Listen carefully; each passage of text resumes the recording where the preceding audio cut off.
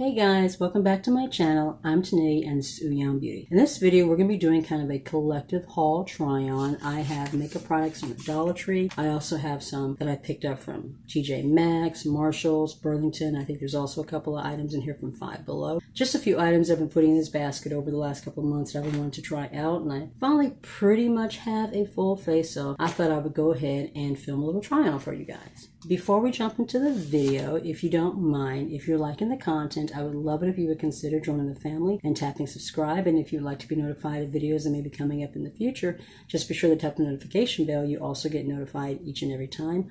Also, if you're not already, follow me on Instagram and TikTok. Now, let's jump into the video. All right, first thing we're going to do is apply primer. I picked up this primer from the Dollar Tree. I tell you what, guys, I have the hardest time finding the hard candy products. I have channels in here that I have been following that always find really amazing hard candy products at their Dollar Trees. My Messy Craft Room is one of them. She has found some palettes and some other stuff. I never find any of those things, but I did find this Pore Filling Primer Serum, which I thought was kind of cool, so I'm going to give this one a try. It is the Hard Candy Pore Defense Primer Serum. It's supposed to minimize the appearance of pores. It's supposed to give you an all-day wear. It's silicone free, so I'm going to go ahead and give this a try. So according to the claims on the back of the packaging, this primer has microfine powders that blur fine lines and color correct the skin tone. So I'm definitely looking forward to seeing if it actually does that or not, seeing what this texture feels like. I already got the little thing off. So the color is green.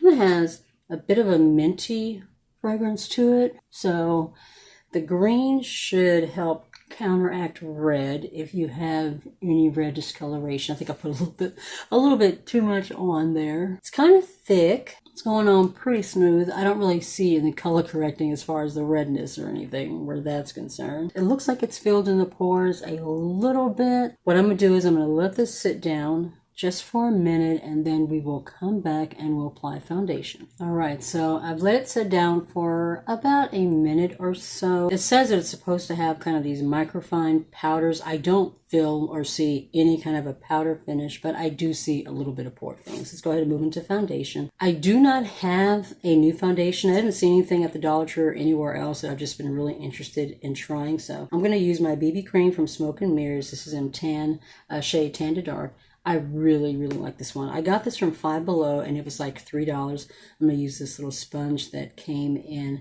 my last BoxyCharm box. This foundation has kind of a light to medium coverage, but you can build it up. I find that even though it is a BB cream and it doesn't claim to have full coverage, that I get really good decent coverage from this product. As you can see, I mean, it's pretty much covering everything. It even does a good job of covering the darkness under my eyes. As you can see, it's already counteracting that, and the finish lasts all day as well. This sponge is really nice. It's very soft and bouncy. All right, the concealer I'm going to be using today is from Alani. It is the Retouch Concealer. This one is in medium light. Picked this up from the Dollar Tree. I was actually kind of excited to see this because I've seen it a couple of times, but it was never in my shade. So when I saw this one, I definitely wanted to go ahead and grab it. It said it is a light lifting concealer, quick and build with coverage, color corrects through light technology, minimizes the look of dark shadows and wrinkles, blends easily, won't crease or settle into fine lines. Those are quite the claims. It's like being over the age of 40. Hold on, I'm going to move my trash can to this side where I can like reach it a little bit better. I have fine lines underneath my eyes, and I also tend to get creasing. It doesn't really matter what concealer I use, I tend to crease. So it has this little kind of a bouncy puff applicator on the top. So, oh God, Lord Jesus. I like squeezed it and a whole bunch of it came out. So I'm going to take my finger and apply that underneath the eyes. It has a yellow undertone to it. It's very lightweight. Like, this is very liquidy. I'm just going to take my finger and kind of apply that excess and on my forehead, my chin, around the nose. And I'm just going to kind of let it sit for a minute, and then we'll blend it all out. Just because of how liquidy and thin it is, I'm going to blend it in with a brush. I normally like to use a sponge, but yeah, I was not expecting this to be as thin as it is I do seem to be getting a pretty decent amount of coverage and some brightness. I'm going to go back in with my sponge and just kind of blend it all out. Foundation and concealer is done. I'm going to go ahead and set everything down with this Milani translucent powder. It is in light and medium.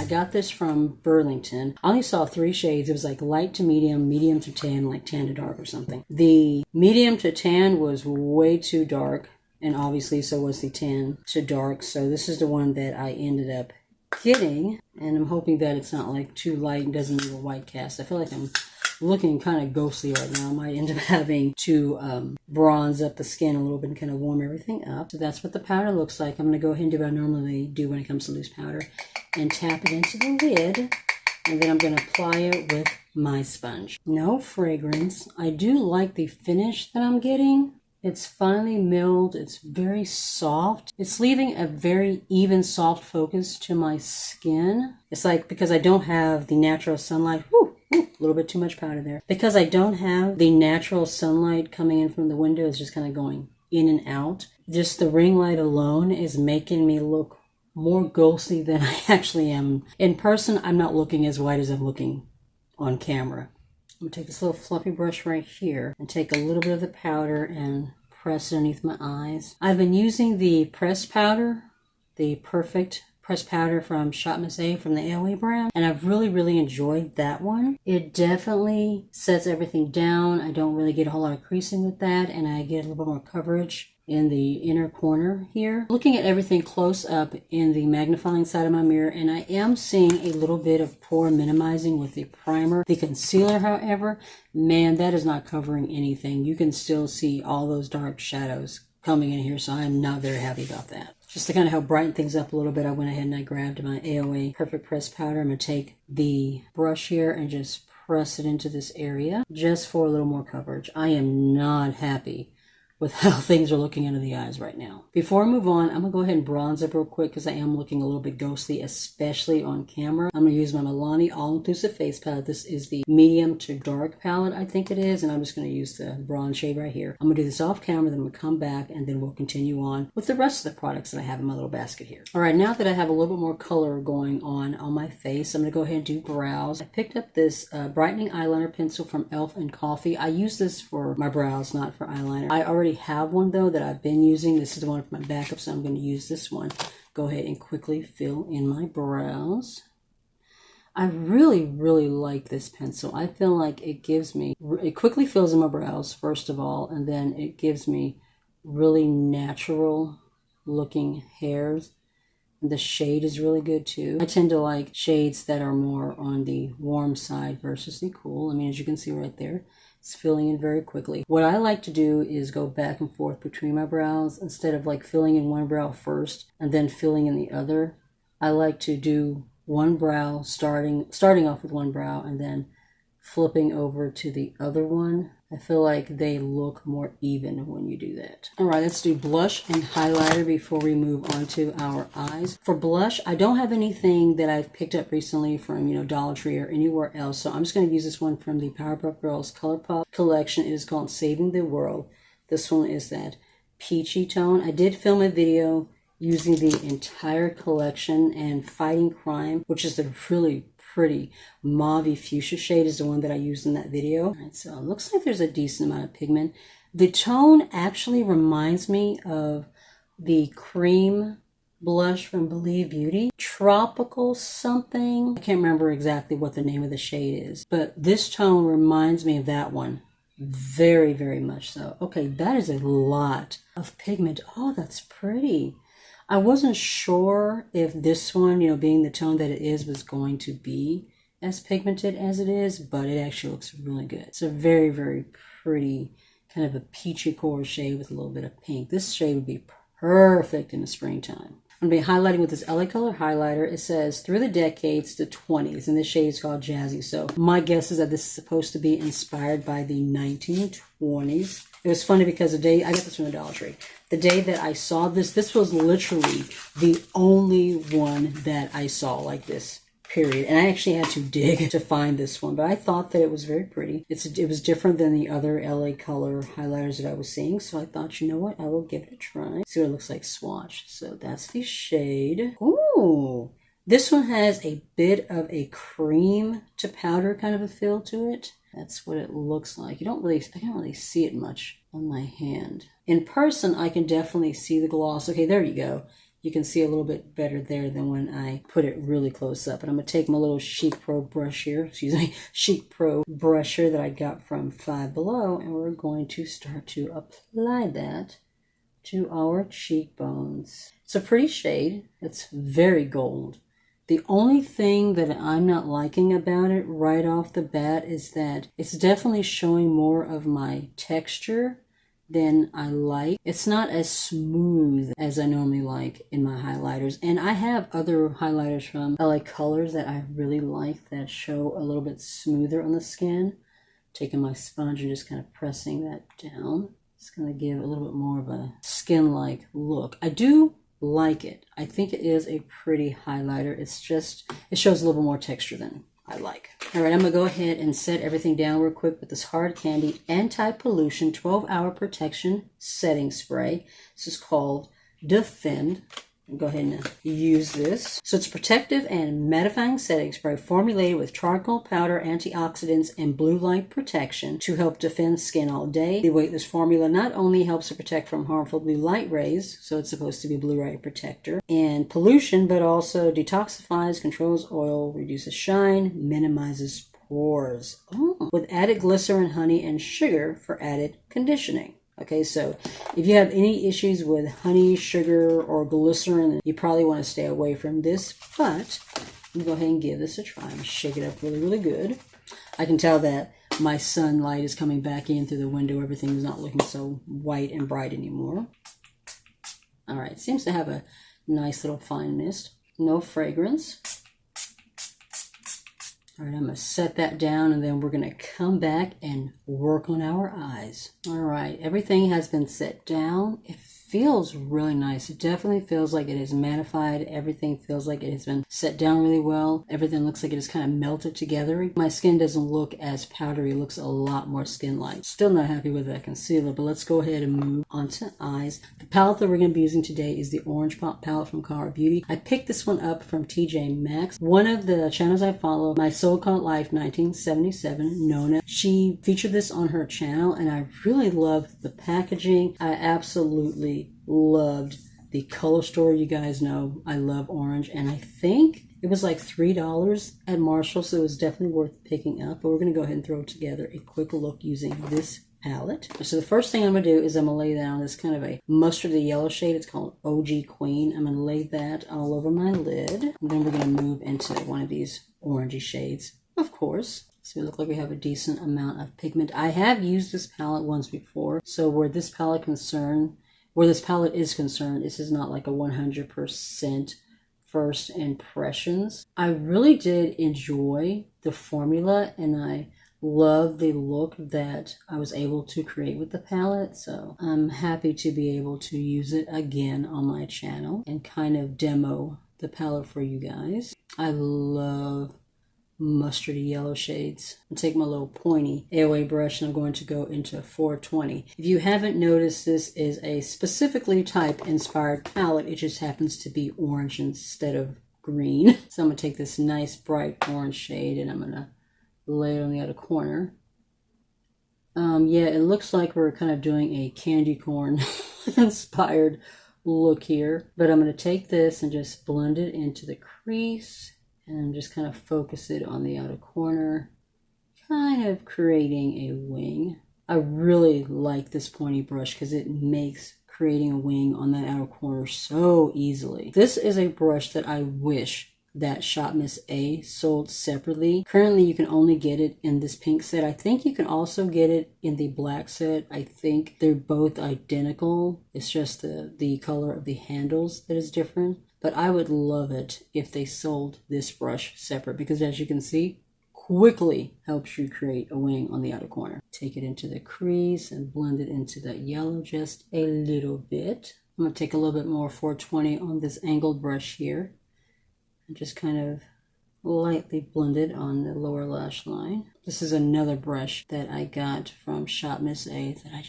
it just blends so nicely under the lower lash line. I'm going to take a light of that, which is this yellowy gold shade, and lay that all over my lid. Yeah, we're going with a much brighter, bolder look than what I was originally intending to go for, but I'm liking the way the look is coming out. I think it's looking really pretty.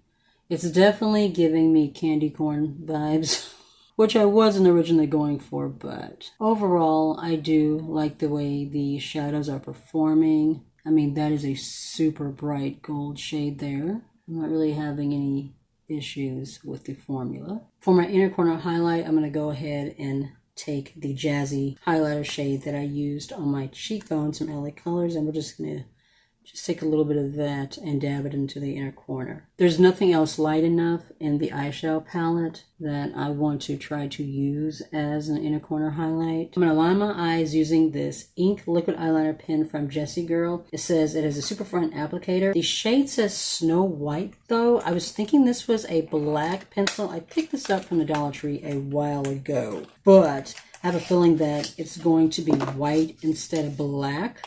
Let's see. Yep, it's definitely a white liner. Should we go for it? Should we just go for a nice, complete candy corn effect going on here? You know what? We're going to do it. I'm just going to go ahead and give this pencil liner pen a try.